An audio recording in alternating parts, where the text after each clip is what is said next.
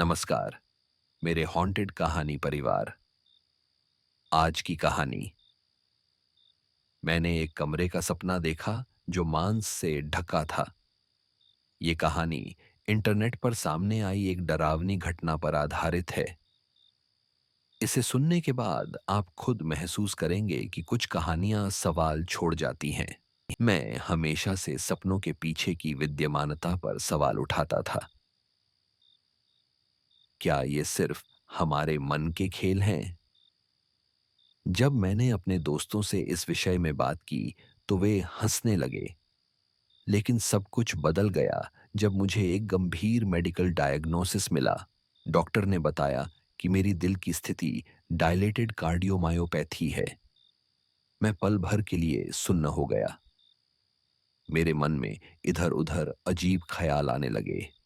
मैंने देखा डॉक्टर की टेबल पर पड़ी रसीद पर लिखा था, कोट 8275। ये कोट कहीं से भी पहचान में नहीं आया। मेरे दिमाग में एक अजीब सी हलचल शुरू हुई। मैंने अपनी भावनाओं को नियंत्रित करने की कोशिश की, लेकिन मुझे महसूस हुआ कि मैं एक गहरे अंधकार में गिर रहा हूं। अस्पताल के कमरे में दीवारों पर एक घड़ी थी जो बिना टिक टिक के चल रही थी। यह मुझे और भी असहज कर रही थी। कुछ रातों बाद मैं सो गया और एक खौफनाक सपना देखने लगा।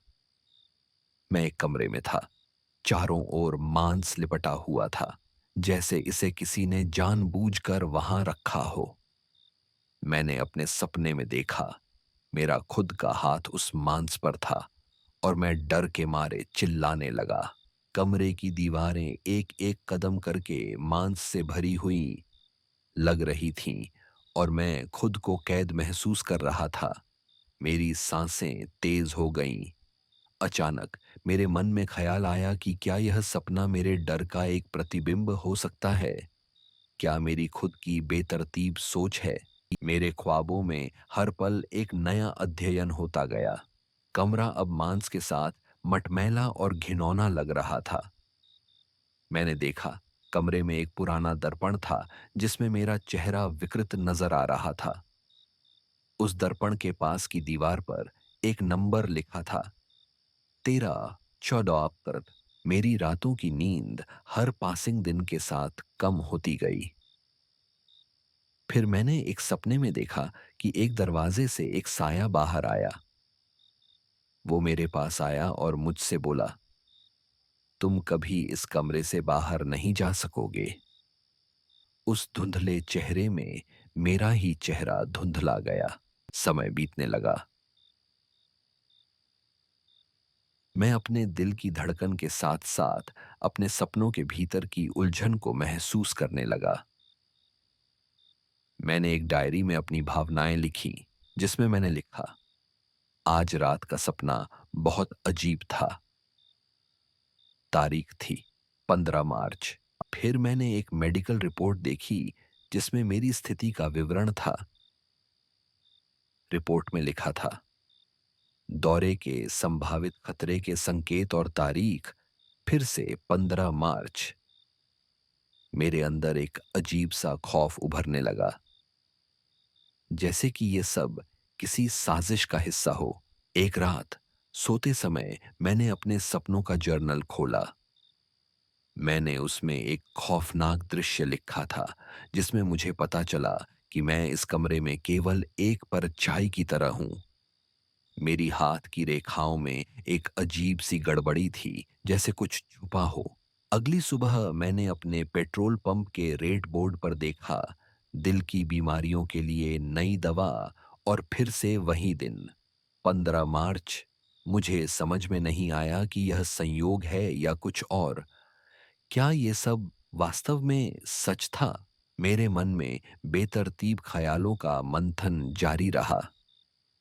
मैंने एक शराब की बोतल खोली और उसे देखकर बोला, क्या ये सब मेरी सोच का नतीजा है? लेकिन उसी पल मेरे फोन पर एक अलार्म बजा, जो कि सपने की तारीख 15 मार्च पर सेट किया गया था। मैंने अपने डॉक्टर को फोन किया और उनसे पूछा कि क्या ये सपने किसी गहरी चिंता का संकेत हो सकते हैं। वह थोड़ा चौंके और बोले, आपका इलाज जरूरी है, पर क्या आपको अपने सपनों की जड़ तक पहुंचने की हिम्मत है? उस पल मैंने अपनी आत्मा में गहरी दहशत महसूसी। मैंने समझना शुरू किया कि ये सपने केवल मेरे डर को उजागर कर रहे हैं। जैसे ही मैंने अपने आसपास की दुनिया को देखा, मैंने महसूस किया कि ये जंगली भ्रामक चीजें अब मुझे घेर रही हैं। मेरी पहचान, मेरी धड़कनें, सब कुछ एक मांस के कमरे में तब्दील हो गया था। उस रात मैंने एक और खौफनाक सपना देखा। कमरे की दीवारें अब मांस की परतों से भर गई थीं और मेरे सामने खड़ा साया मेरे हृदय की धड़कनों को सुन रहा था। मुझे लगा वो मेरे अंदर की गहराई को पहचान चुका है। अब मैं हर रात उस कमरे में खो जाता हूं और हर बार वही साया मेरे पास आता है। उसकी आवाज जैसे मेरे दिल के हर धड़कन में गूंजती है। मैंने अपनी डायरी खोली और वहां एक और लाइन पढ़ी, मैं मांस के कमरे में फंस गया हूं।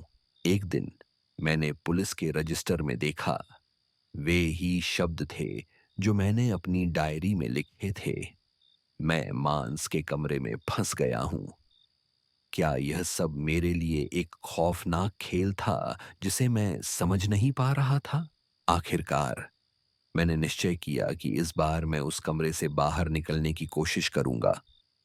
लेकिन जैसे ही मैंने दरवाजा खोला, वही मांस की दीवारें मेरे सामने खड़ी हो गईं।